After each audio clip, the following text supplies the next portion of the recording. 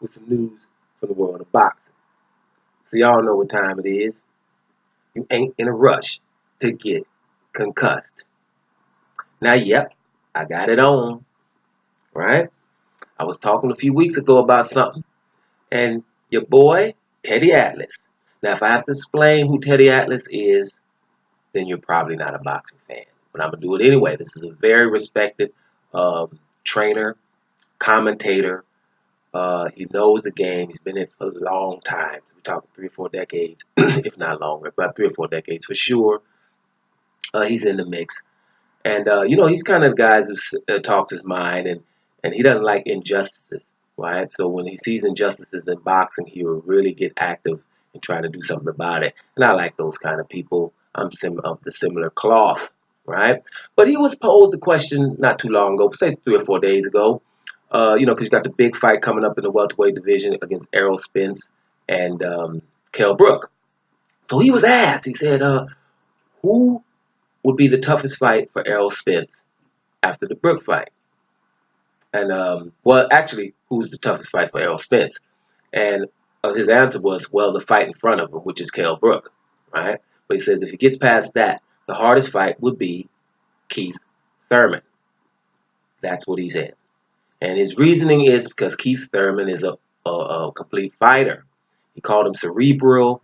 He's very intelligent. And he has that dog in him when he needs it. He made an example that Sean Porter fight. He was able to dog his way through that fight. Now, he used to call himself Keith One-Time Thurman, but when you step it up in class, you're not going to be knocking out everybody all the time. So the one time, only happens sometimes. But he's winning his fights, and he has 2 belts. Now, the significant and why the fact I got that on is because, I had said a few weeks ago that Manny Pacquiao is not the best or the number 1 welterweight in the world at present.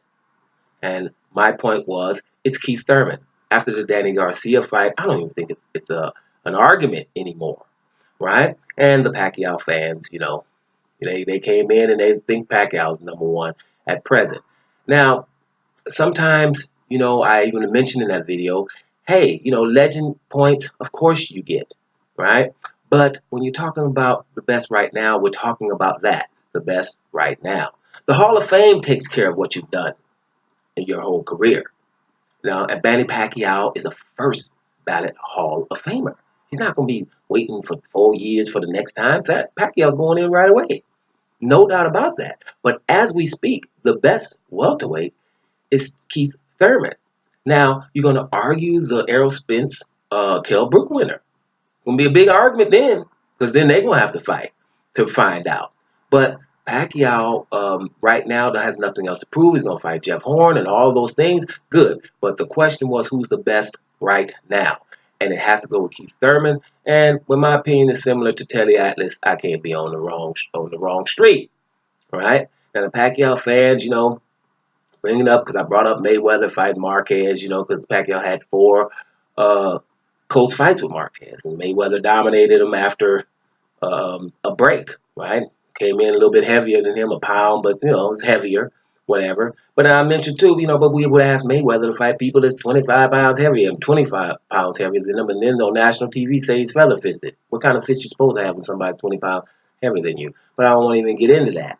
And then you call him Mayweather Mayroid or whatever, like Mayweather is on steroids back in the day or whatever, right? Which, whatever. You have that. Some people think that about Mayweather.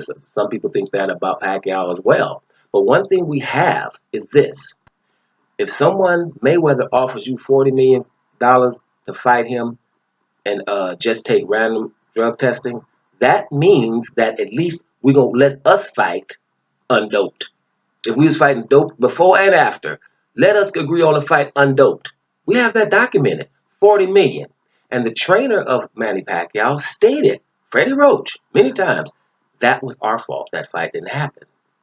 So when you hear that, if you've never heard this before, which I know you Pacquiao fans have, right? But if you've never heard that, you're hearing it here. And let's see what your opinion is now. But most of you heard it anyway, but you ignore it.